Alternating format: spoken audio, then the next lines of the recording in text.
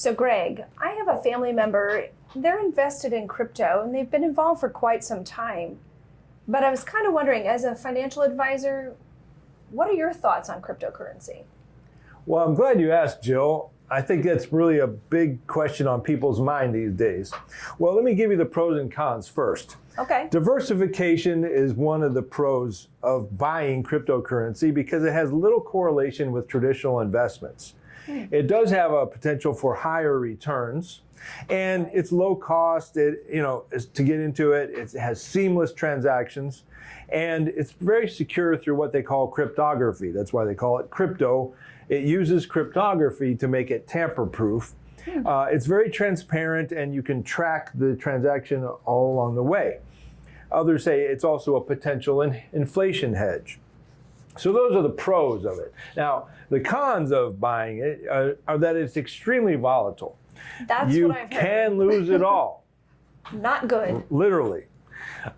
It has a lack of recoverability.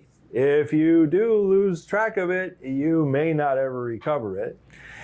It's also got a security risk because it's not totally hack-proof. And there are some newer, untested crypto projects where literally you're the guinea pig.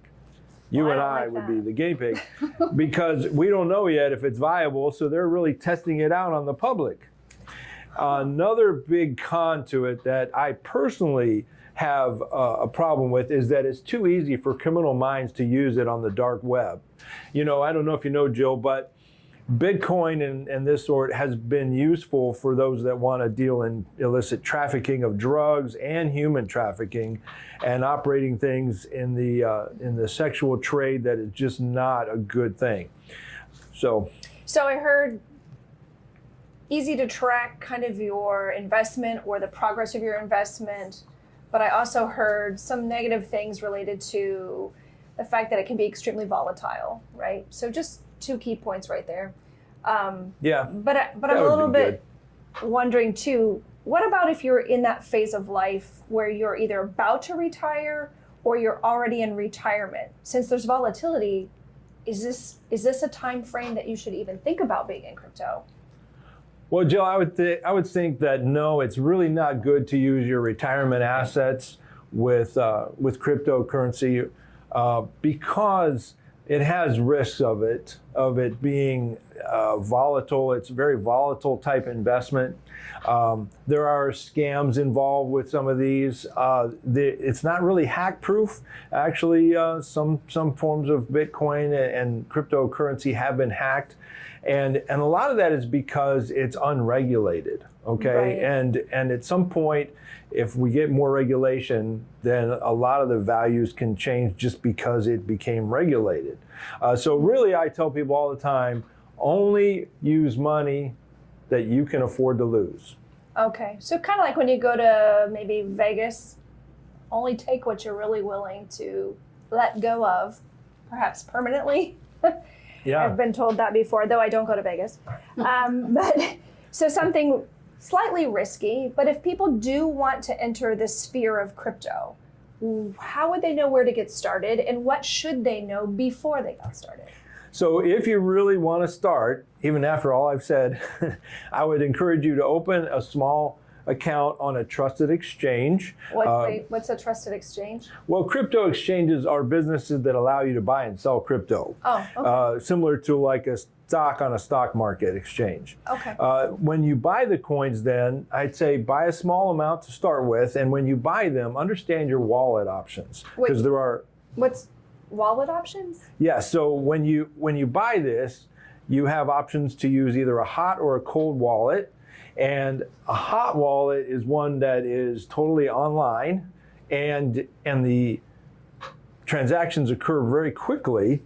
Okay. But there are some risk with that, with security. So some people prefer to use a cold wallet, which is offline, and it takes extra steps to actually access your funds. So maybe a little slower to move money around, but maybe a little more secure, a hot wallet. Okay, so maybe more quickly accessible. All right, hot and cold wallet. Got it. Well, I'll do more research, but got it. So all in all, if they want to do that, I say start with a small amount of money.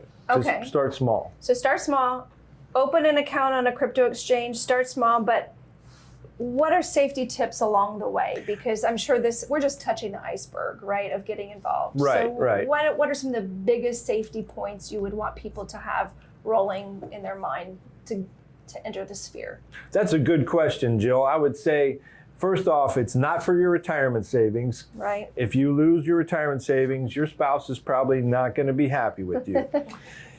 Or you might not be happy with yourself. Right? Yes. It does have some risks, as we talked about. So staying safe involves using some trusted exchanges like Coinbase or Gemini. Now, we can't recommend one or the other. Okay. But those are a couple of things you need to verify when you're getting into this. Okay, what is a good trusted exchange to use? Another point is never share your private keys with anyone else, because you actually get so-called private keys, and you need to understand how that works, okay, before you get in. So like you wouldn't never share your house key with somebody, right? Right. Just hand it off to anyone. You wouldn't share your key of information with anyone either. So just to sum up today, I would say learn before you leap and do your research. Okay? Sounds like it. Do your research. I Okay. mean, this space is ever evolving, and what was true last month may not be true this month. So do your research and don't invest more than you can afford to lose. And then watch it daily. Okay? Daily? The people I talk to who are in this space, you can't just let it sit. So it sounds to me like there's an investment of time in understanding the platform or understanding the crypto world. So you got to do really solid research to get involved, understand what you're doing and who you're doing it with. So that's an investment of time. And then also making sure you're watching over those assets continually, even though maybe not daily, but often, right? Yes. To make sure you know what's happening with that investment.